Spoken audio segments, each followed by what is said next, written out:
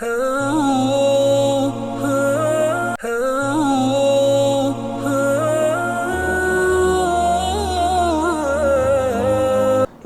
புனித மஸ்ஜித் நபவியுடைய ஹுத்பா என்னுடைய 279வது தொடரிலே ஹுத்பாவை நிகழ்த்திருந்தார் ஹதீப் அப்துல் பாரி அஸ்ஸுபைத்தி ஹஃபிதுல்லாஹ். ஹுத்பாவின் தலைப்பு அல்லாஹ்வின் பக்கம் விரைவது, அல்லாஹ்வின் பக்கம் திரும்புவது, அல்லாஹ்வின் பக்கம் ஓட வேண்டும் என்பதாகும். அல்லாஹ்வை புகழ்ந்து நபி ஸல்லல்லாஹு அலைஹி வஸல்லம் சொல்லி தக்வாவை வலியுறுத்தியதன் பின்பு அல்லாஹ்வுடைய அடியார்களே, மனிதனே, வாழ்க்கையின் அசைவை நீ சிந்தித்தால் மக்கள் ஏதோ ஒன்றுக்கு பின்னால் ஓடிக்கொண்டிருக்கிறார்கள். குர்ஆன் அவர் ஓடக்கூடிய அந்த முயற்சிகளை, ஓட்டங்களை குர்ஆன் பேசுகிறது, சொல்கிறது. நிச்சயமாக உங்களுடைய முயற்சி வித்தியாசப்பட்டிருக்கிறது. சூரா அல்-லைல் 4வது வசனம். வெளிரங்கத்தில் பார்க்கின்ற போது எல்லோரும் ஓடிக்கொண்டுதான் இருக்கிறார். ஆனால் ஒவ்வொருவருடைய ஓட்டமும் வித்தியாசமாக இருக்கிறது, நோக்கம் வித்தியாசமாகும். சில பேர் உலகத்துக்காக ஓடுகிறார்கள், சில பேர் மறுமைக்காக ஓடுகிறார்கள், இன்னும் சில பேர்கள் எங்கு ஓடுகிறோம் என்று தெரியாமல் ஓடிக்கொண்டிருக்கிறார்கள். எனவே கையின் அசைவு ஒன்றாக இருக்கிறது, ஆனால் உள்ளத்தின் எண்ணங்களும் இலக்குகளும் வித்தியாசமாக இருக்கிறது. எனவே உள்ளத்தில் இருக்கக்கூடிய எண்ணங்களுக்கு ஏற்றவாறு தான் செயல்கள் வெளிப்படும். இஸ்லாத்தில் முயற்சி என்பது, உழைப்பது என்பது, பாடுபடுவது என்பது தொழுகை இபாதத்தில் மாத்திரமல்ல, மாறாக அது எல்லா விடயங்களையும் உள்ளடக்கக்கூடிய சாய் என்ற முயற்சி என்ற வார்த்தை எல்லா விடயத்தையும் உள்ளடக்கக்கூடியதாக இருக்குது. மனிதனுடைய எல்லா முயற்சி அசைவுகளை உள்ளடக்கக்கூடியதாக இருக்குது. அவருடைய தனித்தட்ட செயலாக இருக்கலாம், குடும்பம் சார்ந்த விடயங்களாக, தொழிலாக இருக்கலாம், வியாபாரமாக இருக்கலாம், கல்வியாக இருக்கலாம், சமூகத்தோடு வைத்துக் தொடர்பாக இருக்கலாம், உறவுகளாக இருக்கலாம். உதாரணமாக ஒரு ஆசிரியர் அவர் ஓடிக்கொண்டிருக்கிறார், முயற்சி கொண்டிருக்கிறார். ஒரு வியாபாரி ஓடிக்கொண்டிருக்கிறார், முயற்சி கொண்டு, வைத்தியர் ஓடுகிறார், முயற்சி செய்கிறார், குடும்ப தலைவன் ஓடுகிறான், முயற்சி செய்கிறான். ஒவ்வொருவரும் ஏதோ அடிப்படையில் முயற்சி செய்கிறார். ஒன்று அல்லாஹ்வின் பக்கம் முயற்சி செய்கிறார், இன்னொரு அல்லாஹ்வை விட்டு விரண்டு ஓடிக்கொண்டிருக்கிறார்கள். எனவே இப்போது ஒரு குர்ஆன் சொல்லக்கூடிய ஒரு சட்டம் இங்கு புலனாகிறது, வெளிப்படுகிறது. அதான் வடிக்குள்ளின் விஜயத்தும் மாலிகா, ஒவ்வொருவருக்கும் ஒவ்வொரு இலக்கு திசை இருக்கு, அந்த திசையை நோக்கி பயணித்துக் கொண்டிருக்கிறார். சூரா அல்-பக்ரா 148 வசனம். எனவே வெளிரங்கத்தில் பார்க்கும்போது ஒன்றை போல் இருக்கும், ஆனால் அல்லாஹ் தஆலா சில பேர்களை உயர்த்துவான், சில பேர்களை தாழ்த்துவான். அவருடைய உள்ளங்கள் தாழ்த்துவதும் உயர்த்துவதும் அவருடைய உள்ளங்கள் செல்லக்கூடிய இடத்தை பொறுத்தாக இருக்கும். கல்வி கற்றுக்கொள்ளக்கூடிய விஷயம், 2 பேர்கள் உதாரணமாக கல்வி கற்கிறார்கள். ஒருவரை அல்லாஹ் உயர்த்துகிறான், ஏன் அவர் அந்த கல்வி மூலமாக சீர்திருத்தத்தை நாடி. இன்னும் ஒருவரை அல்லாஹ் நஷ்டவாளி ஆக்கிறான், அந்த கல்வி மூலம் அவர் பிரபலியத்தை நாடினார். வியாபாரத்தை எடுத்துக்கொண்டால் 2 பேரும் வியாபாரம் செய்ய, ஒருவருடைய வியாபாரத்தில் பரக்கத்தை உண்டாக்குவான், அவர் ஹலாலை தேடுகிறார். இன்னும் ஒரு வியாபாரத்தில் பரக்கத்தை இல்லாமல் ஆக்குவான், அவர் ஹராத்தின் பின்னால் சென்று கொண்டிருக்கிறார். அவருடைய முயற்சிக்கு ஏற்றவாறு கூலி கிடைக்கும். இந்த அடிப்படையில் முயற்சி 2 வகை: புகழுக்குரிய முயற்சி, இகழுக்குரிய முயற்சி, வீணான முயற்சி, கூலி கொடுக்கப்படக்கூடிய முயற்சி. புகழுக்குரிய முயற்சி என்றால் அதுதான், அதன் மூலமாக வாழ்க்கை நிறைந்துவிடும், அது அல்லாஹ்வின் பக்கம் திசை திரும்பக்கூடியதாக இருக்கும். உலகத்துடைய விடயங்களை நல்ல நோக்கத்துக்காக செய்கின்ற போது அது இபாதத்தாக மாறும், அல்லாஹ் அதில் வரக்கத்தை உண்டாக்குவான். உதாரணமாக தக்வாவை ஏற்படுத்திக் கொள்ள வேண்டும் என்பதற்காக ஒருத்தர் சக்தி ஏற்படுத்திக் கொள்ள வேண்டும் என்பதற்காக தூங்குறார், அது ஒரு இபாதத்தாக கருதப்படும். ஒரு அமலை கச்சிதமாக செய்கிறார், அது இபாதத்தாக கருதப்படும். குடும்பத்துக்கு செலவழிக்கிறார், அது இபாதத்தாக கருதப்படும். மக்களுடைய தேவைகளை பூர்த்தி செய்வதற்காக உழைக்கிறார், பாடுபடுகிறார், அது இபாதத்தாக கருதப்படும்.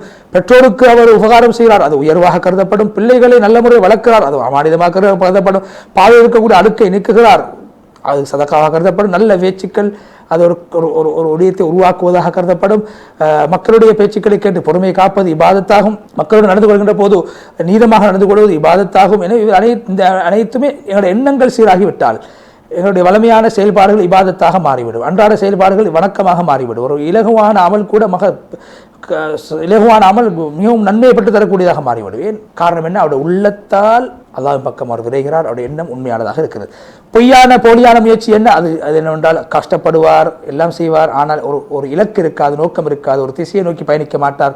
அதிகமாக உழைப்பார், ஆனால் ஏன் உழைத்தேன், என்ன இதை பெற்றேன் என்று தெரியாமல், ஒரு இலக்கு இல்லாமல் பயணித்துக் கொண்டிருப்பார். எனவே எந்த ஒன்றும் அவருக்கு கிடைக்காது. அல்லாஹ் குர்ஆனில் சொல்வது சராபி பிகிஆ, ஒரு விசாலமான பூமியில் இருக்கக்கூடிய ஒரு காணல் நீரை போன்று அவருடைய முயற்சிகள் மாறிவிடும். சூரா அன்-நூர் 39 வசனம். எனவே இது எத்தனையோ முயற்சிகள் செய்யப்படுகின்றன, ஆனால் அதற்கான சரியான முடிவு கிடையாது. ஏன் காரணம் என்ன? அவருடைய திசை அல்லாஹ்வை நோக்கியதாக இல்லை, பிரபலியத்தை நோக்கியதாக இருந்தது, மனோயிச்சையை நோக்கியதாக இருந்தது, பிரபலியம் அடைய வேண்டும் என்றிருந்தது, மக்கள் தன் பக்கம் பார்வை திருப்ப வேண்டும் என்பதற்காக இருந்தது. அதனால் அந்த முயற்சி வீணாகிவிடும். மக்களுடைய திருப்திக்காக வேண்டி முயற்சி பாடுபட்டால் அந்த முயற்சி வீணடிக்கப்பட்டுவிடும். எனவே தோற்றத்தில் அது அதிகமானதாக இருக்கும், ஆனால் அது உள்ரங்கத்தில் குறைவானதாக அந்த முயற்சி மாறிவிடும். எனவே காலங்கள் சென்று கொண்டே இருக்கும், அமல்களும் சென்று கொண்டே இருக்கும். ஒரு மனிதன் செல்லும் போது தன்னிடத்தில் கேட்க மாட்டார், நான் எங்கு செல்கிறேன் என்று கூட கேட்க மாட்டார். கடைசியிலே அவர் வழி தவறியவராக மாறிவிடும் அளவுக்கு, அல்லாஹ் படைத்த நோக்கத்தை மறக்கும் அளவுக்கு அவர் எங்கு செல்கிறார் என்று மறந்து விடுவார். அல்லாஹ் குர்ஆனில் சொன்ன சில பேர்களுடைய முயற்சி உலகத்தில் வீணாகிவிட்டது, அவர் நினைத்துக் கொண்டிருக்கிறார் நாங்கள் உலகத்தில் அளவு செய்து கொண்டிருக்கிறோம் என்று. சூரா அல்-கஹ்ஃப் 104 வசனம். எனவே இந்த ஆயத் ஒரு மனிதனை தன் மீளாய்வு செய்ய வேண்டும் என்பது பக்கம் ஒரு மனிதனை எட்டிச் செல்கிறது. எனவே என்னுடைய அமல் சரியா பிழையா என்பதை ஒரு மனிதன் ஆய்வு செய்ய வேண்டும். அல்லாஹ்வுக்காக செய்கிறேனா, அடியார்களுக்காக செய்கிறேன் என்று பார்க்க வேண்டும். எனவே குர்ஆன் அது மனிதனை தன் பக்கம் மீளாய்வு செய்ய வேண்டும். பொறுப்புணர்ச்சியை குர்ஆன் ஒரு மனிதனுக்கு ஏற்படுத்துகிறது. குர்ஆன் அல்லாஹ் சொல்கிறான், சூரா நஜ்ம் 39-40 வசனம், ஒரு மனிதன் எதன்பால் முயற்சிக்கிறார் அதுதான் அவருக்கு கிடைக்கும். அவருடைய முயற்சி அவர் பெற்றுக்கொள்வார். எனவே ஒரு மனிதனுடைய அமலை யாராலும் சுமக்க முடியாது. ஒரு மனிதனுடைய பேரும் இடமும் அவருக்கு எந்த ஒரு தேவையற்றவராக அவர் ஆக்கி வைக்க மாட்டாது. எனவே மனிதன் எதை சொந்தமாக்கி கொள்கிறானோ அது அவனுடைய முயற்சியாக இருக்கும். அதை அவன் கண்டுகொள்வான். அவனுடைய உள்ளத்துடைய மறைத்து வைக்கப்பட்ட விடயங்கள் தென்பட ஆரம்பிக்கும். எனவே இது உறுதியாகிவிட்டால் உள்ளத்திலே முயற்சிக்கு ஒரு பொறுமதி இருக்காது. எனவே அந்த முயற்சி அல்லாஹ்வுக்காக அமைகின்ற போதுதான் அந்த முயற்சி ஏற்றுக்கொள்ளப்பட்ட முயற்சியாக ஒரு பிரதிபலிப்பு ஏற்படுத்தக்கூடிய முயற்சியாக இருக்கும். அதாவது அல்லாஹ் குர்ஆனில் சொல்றார், யார் மறுமையை நாடி அதுக்காக உழைப்பார்களோ அவருடைய முயற்சிக்கான கூலி கிடைக்கும். ஈமான் கொண்டவர்களாக இருந்தால் அவருடைய முயற்சி ஒரு நாள் வீணடிக்கப்பட மாட்டார். சூரா அல்-இஸ்ரா 19வது வசனம். யார் மறுமையை நாடி அதற்காக வேண்டி தன் திசையை மறுமை பக்கம் திருப்பி அதுக்காக உழைப்பார்களோ, நேரான பாதையில் செல்வார், ஈமானோடு அமலை உண்டு பண்ணக்கூடிய ஈமானோடு செயல்படுவார்களோ அவருடைய முயற்சி அது நன்றி செலுத்தப்படக்கூடிய முயற்சியாக, ஏற்றுக்கொள்ளப்பட்ட முயற்சியாக, பாதுகாக்கப்பட்ட முயற்சியாக நிச்சயமாக மாறும். வளர்க்கப்பட்ட முயற்சியாக அது கருதப்படும். அல்லாஹு தாலா அந்த முயற்சியில் அவரை புகழ்வான், அவருக்கு அல்லாஹ் கூலியை வழங்குவான். எனவே இங்கு புகழ் என்று சொல்லப்பட்டது வெறுமனே நாவினால் புகழக்கூடியதல்ல, மாறாக அது ஏற்றுக்கொள்ளப்பட்டதாக, கண்ணியப்படுத்தப்பட்டதாக, பரக்கத்துக்குரியதாக அவருடைய முயற்சி ஆகிவிடும்.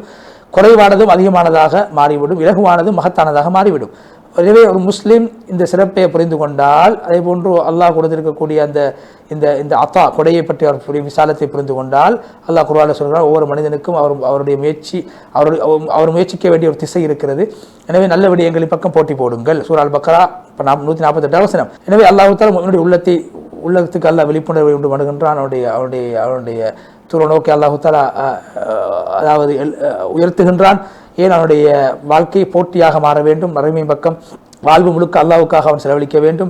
அவனுடைய செயல்களிலே, அவனுடைய ஓய்வுகளிலே, அவனுடைய சம்பாத்தியத்திலே, அவன் கொடுப்பது எல்லாவற்றிலும் அல்லாஹ்வுக்காக என்ற சிந்தனை ஏற்படுத்திக் கொள்ள வேண்டும். குர்ஆனில் அல்லாஹ் சொல்வதை போன்று நபி எனக்கு சொல்லுங்க, என்னுடைய தொழுகை, என்னுடைய வணக்கம், என்னுடைய வாழ்வு, என்னுடைய மரணம் எல்லாம் அல்லாஹ்வுக்குரியதாகும், அவனுக்கு நிகராக யாரும் கிடையாது. சூரா அன்-நஆம் 162 63 வசனம் என்பதை சொல்லி ஹத்தீப் அப்துல் பாரி சுபைத் ஹஃபிதுல்லாஹ் ஹுத்பாவுடைய முதல் பகுதியை விட்டு விடைபெற்று இரண்டாவது பகுதியில் அல்லாஹ்வை புகழ்ந்து நபி ஸல்லல்லாஹு அலைஹி வஸல்லம் ஸலவாத்து ஸலாம் சொல்லி தக்வாவை வலியுறுத்தியும் பின்பு உள்ளம் முயற்சிக்கின்ற போது அல்லாஹ்வின் பக்கம் முழுமையாக திசை திரும்பினால் அவனுடைய மனது சுத்தமாகிவிடும். அதே போன்று உடம்புடைய வழிகள் எல்லாம் இல்லாமல் போய்விடும், குரோதங்கள் இல்லாமல் போய்விடும். அதே போன்று அவனுடைய எண்ணங்கள் எல்லாம் வளர்ந்துவிடும், உயர்ந்துவிடும். அதே போன்று அவருடைய அந்த அந்த அந்த அந்த ரூஹ் ஆன்மீகம் சமூகத்தின் பக்கம் கடந்து செல்லும். அவருடைய முயற்சியின் இலக்குகள் எல்லாம் மேலோங்க ஆரம்பித்துவிடும். முயற்சி செய்ய ஆரம்பிப்பார், சிரமப்படுவார், சக்திகளை நல்ல விடயங்களை சமூகத்துக்கு வழங்குவதின் பக்கம், நல்ல திட்டங்களின் பக்கம் பயன்படுத்துவார், பிரயோசனமான விடயங்களின் பக்கம் பயன்படுத்த உள்ளம் என்பது ஒன்றுபட்டால், ஒரு திசையின் பக்கம் ஒன்றுபட்டால் வெற்றிக்கான காரணங்கள் எல்லாம் ஒரு மனிதனுக்கு கிடைத்ததாக மாறிவிடும் என்று சொல்லி ஸலவாத்து சொல்லுங்கள், சலாம் சொல்லுங்கள் என்பதை வலியுறுத்தி நீண்டதொரு துவா செய்து ஹத்தீப் அப்துல் பாரி சுபைத் ஹஃபிதுல்லாஹ் அவர்கள் புனித மதீனா முனவ்வராவுடைய ஹுத்பா விட்டு விடைபெற்று சென்ற அடுத்ததாக நேயர்களுக்கு புனித மஸ்ஜிதுல் அக்ஸாவுடைய ஹுத்பாவை மொழிபெயர்க்க இருக்கின்றோம். அதற்கு முன்னால் ஒரு இடைவேளை.